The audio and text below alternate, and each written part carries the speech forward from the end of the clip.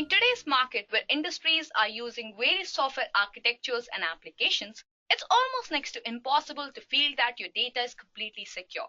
So while building these applications using microservices architecture, security issues become more significant as individual services communicate with each other and the client, right? So hello all, this is Sahiti on behalf of Edureka, and I welcome you to this session on microservices security. So in the session, guys, we'll mainly discuss the various ways you can implement to secure your services. So on that note, let's get started with today's session.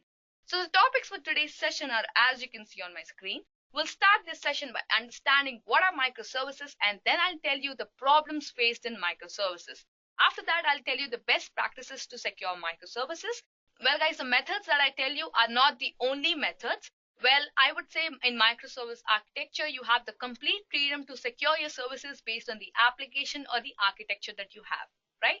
So on that note, before I start with the session, I would like to request all of you to subscribe to our Edureka YouTube channel to get daily notified on the top trending technologies. So let's get started with today's session.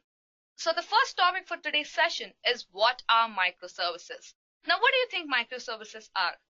Well, microservices are basically small autonomous services or maybe small independent services communicating with each other.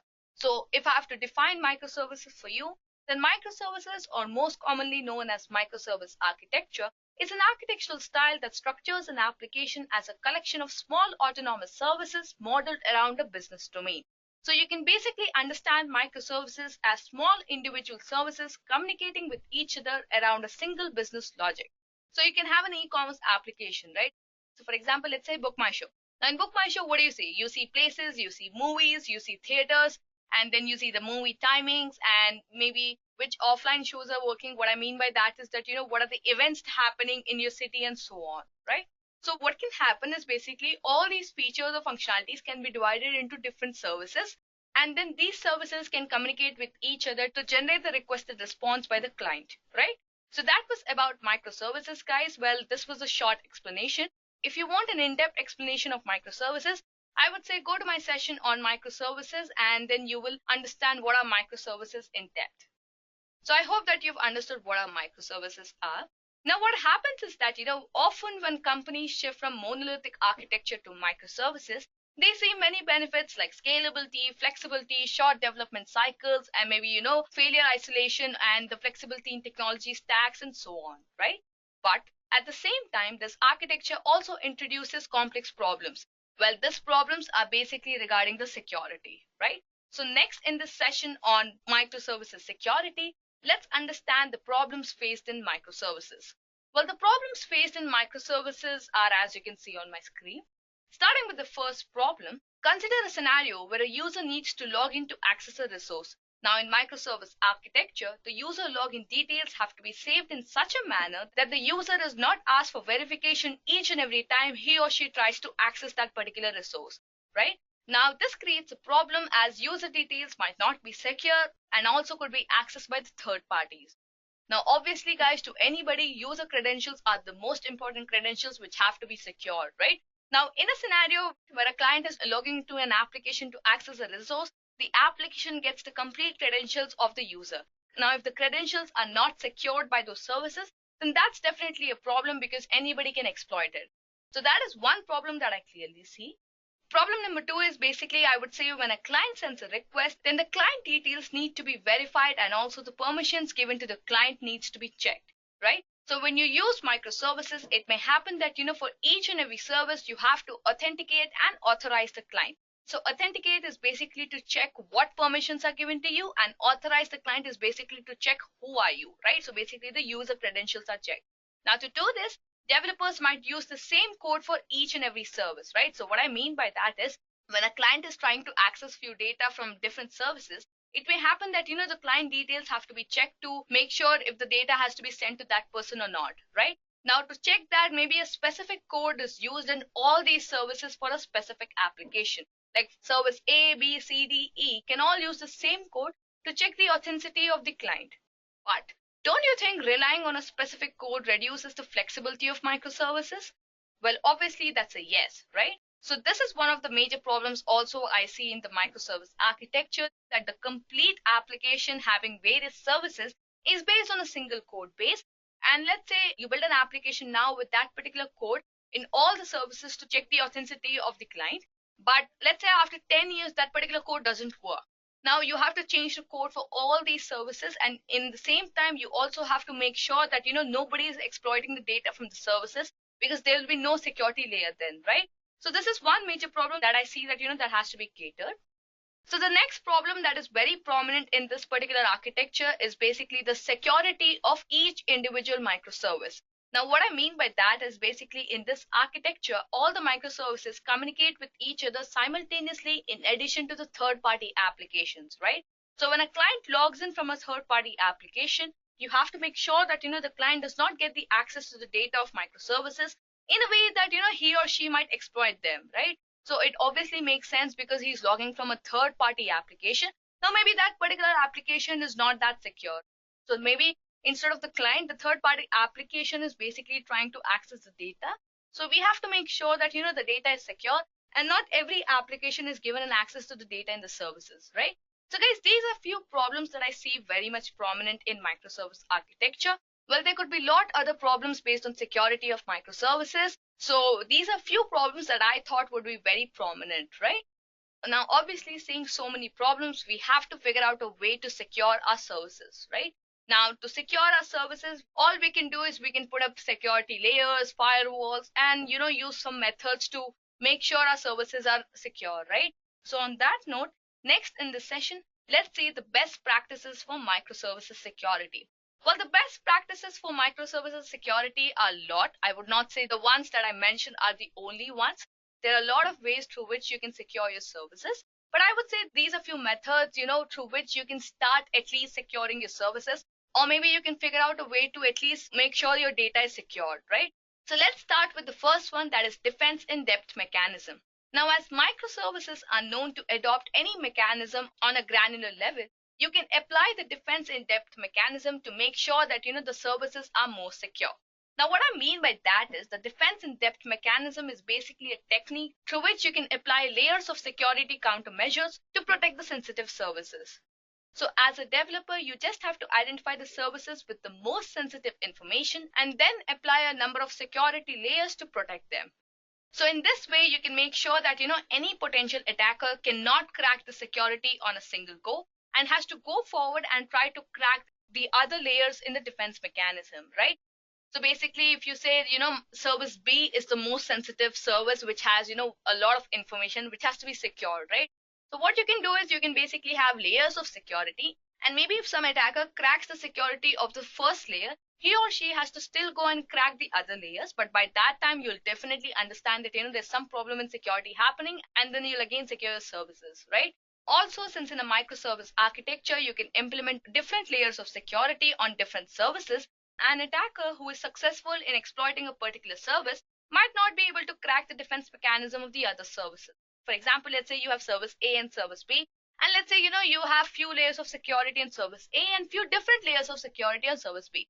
Now, maybe an attacker who has attacked service A and has cracked the security might not be able to do the same for service B, right? So that was about the defense in depth mechanism, guys. Let's take a look at the second best practice, that is usage of tokens and API gateway. Now, often when you open an application, you see a dialog box saying, accept the license agreement and permission for cookies, right? Now, what does this message signify? Well, once you accept it, your user credentials will be stored and a session will be created. Now, the next time you go on the same page, what will happen is that, the complete page will not be loaded from the server, but will be loaded from the cache memory, right? So I hope that's clear. So for example, let's say, you open bookmyshow.com. So now the first time that you open and then you accept the license agreements and the cookie permissions, what will happen is that your user credentials will be stored and a session will be created. Now, the next time again, maybe sometime later, you open Book My Show again, that particular page will be retrieved from the cache memory rather than the service itself, right? Now, before this concept came into the picture, sessions were stored on a server side centrally. Now, this was one of the major problems, as storing the session centrally was being a barrier to horizontally scaling the application. So to overcome that, what people started doing is basically everybody started using tokens and API gateways to secure the services, right? So what would happen with tokens is that, tokens would be used to record the user credentials. So basically you can understand that, tokens are used to store the user credentials. So these tokens are used to easily identify the user and are stored in the form of cookies. Now, each time a client requests a web page, the request is forwarded to the server, and then the server determines whether the user has access to the requested resource or not, right? Now, the main problem which is prominent in tokens is that the user information is stored, right? So the data of the tokens needs to be encrypted to avoid any other exploitation from third-party resources. And I would say JWT, or most commonly known as JSON Web Format, is an open standard which defines the token format to provide libraries for various languages and also encrypt the user details, right? So guys, just to avoid storing sessions centrally, what people started using is tokens. Now, tokens are used to store the user credentials, and since the user credentials are stored in the tokens, tokens have to be encrypted themselves. So you can go forward and use JWT to encrypt the respective tokens, right? Coming to API gateways, API gateways add as an extra element to secure the services through token authentication. So the API gateway acts as an entry point to all the client requests and efficiently hides the microservices from the client. So the client basically has no direct access to the services, and thus in that way, no client can exploit any of these microservices, right? So what happens is that you have a client and then you have API gateway. Now API gateway will communicate with all the APIs present in the microservices, right? So basically over here, if you visualize, the client has no direct access to the services. Instead, it's just the API gateway, and it's completely the responsibility of the API gateway to forward the request to the respective microservice. So guys, that was about tokens and API gateway. Let's move forward with the third best practice, that is distributed tracing and session management. Now, talking about distributed tracing, all of you might be observing that, while you use microservices, you have to monitor all these services continuously, right? But when you have to monitor a humongous amount of services simultaneously, that definitely becomes a problem, right? For example, if you just have to monitor 5 services, then maybe that's an easy task. But in a scenario, maybe if you have to monitor 50 or 100 tasks simultaneously and 24/7, then that's a problem, right? Now, to avoid such challenges, what you can do is you can use the method of distributed tracing. So distributed tracing is basically a method to pinpoint the failures and identify the reason behind it. Not only this, but you can also identify the place at which the failure is happening. So basically with that, you can easily track down which microservice is facing a security issue. Right? For example, let's say, you have 5 services and then there's some error happening at service B, right? So you can directly go and pinpoint that it is because of service B, there's some failure, and maybe then you can directly go and figure out that, there's some security issue at service B, rather than to check all the services and the complete application, right? So that's what distributed tracing helps you guys. It makes you identify where is the failure happening, why is the failure happening, and then which service is it affecting. Moving on to session management. Session management is an important parameter that you have to consider while securing microservices. Now what happens is that a session is basically created whenever a user comes onto the application. So what you can do is you can handle these sessions in many ways. I could figure out 3 ways. The first way is basically you can store the session data of a single user in a specific server. What I mean by that is the session data of user A is maybe stored on server A. The session data of user B is basically stored on server B. And session data of user C is basically stored on server C, right? So in that way, you can make sure that if there's some exploitation of services, then you can track down which user is doing it directly without having to figure out what is happening and all. You can directly track down that, maybe user A is exploiting or user B or user C, right? But the only problem over here that I see is that, the system is completely based on load balancing between the services, and it meets only horizontal scaling rather than the vertical scaling. So for small applications which, let's say, have 3 to 4 services, maybe this kind of system can be used. But if you want to use this scenario for a large application, then I think that will create a problem, right? Coming to the second way, well, what you can do is the complete session data can be stored on a single instance.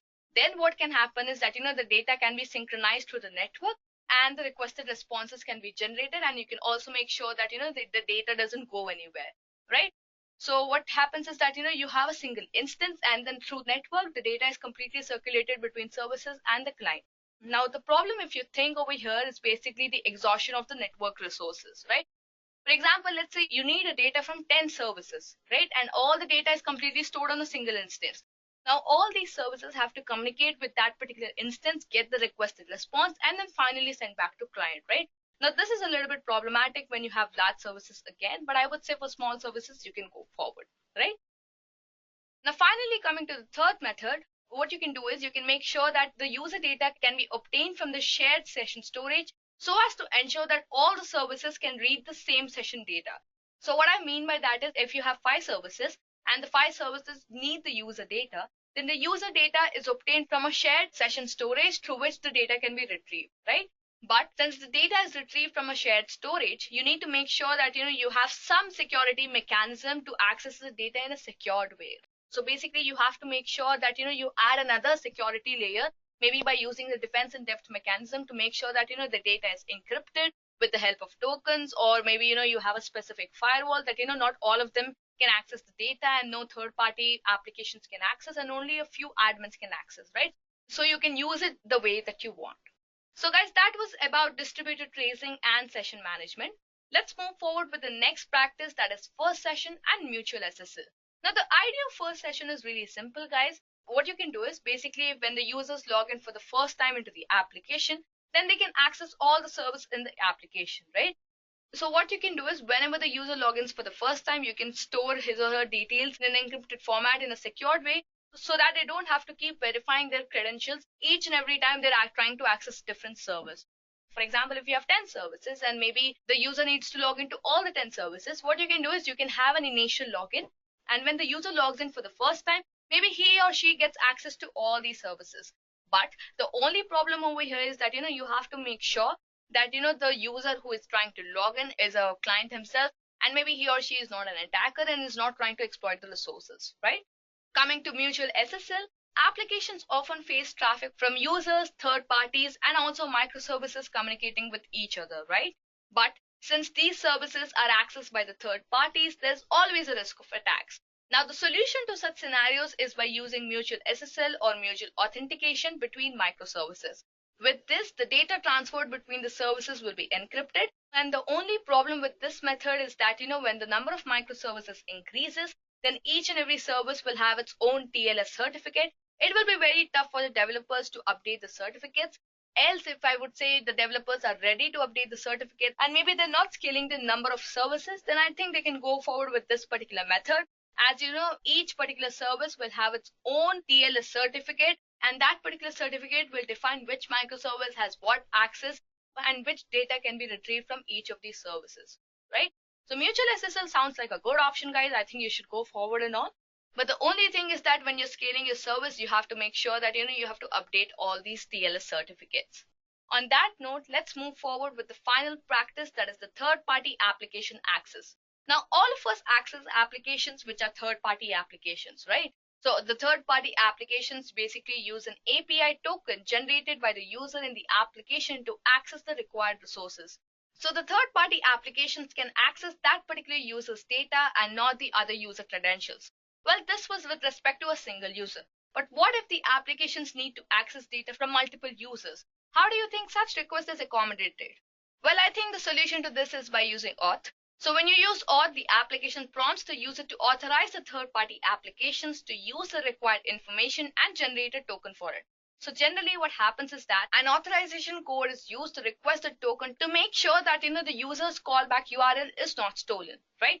So in this way, the user or the client communicates with the authorization server while mentioning the access token, and also the authorization server authorizes the client to prevent others from forging the client's identity. So when you use microservices with auth, guys, the services act as a client in the auth architecture to simplify the security issues, right? So I would say, guys, all these methods that that I've explained to you are one of the best practices that I've observed to secure your microservices. But if you ask my personal opinion, I think I would always go for auth with a collaboration of JWT, that is basically generating client tokens, and always follow the defense in depth mechanism to make sure that there are a number of security layers to my services so that the data stored in my services is completely secure, right? So if you're someone who is aspiring to build an application based on microservices, then remember that the security of the services is one important factor which you need to be cautious about, right? So on that note, guys, I end this session today. I hope you found this session informative. So if you have any further queries related to the session, please comment in the comment section below. Until then, that's all from my side today. Thank you and happy learning. I hope you have enjoyed listening to this video. Please be kind enough to like it, and you can comment any of your doubts and queries, and we will reply them at the earliest. Do look out for more videos in our playlist and subscribe to Edureka channel to learn more. Happy learning!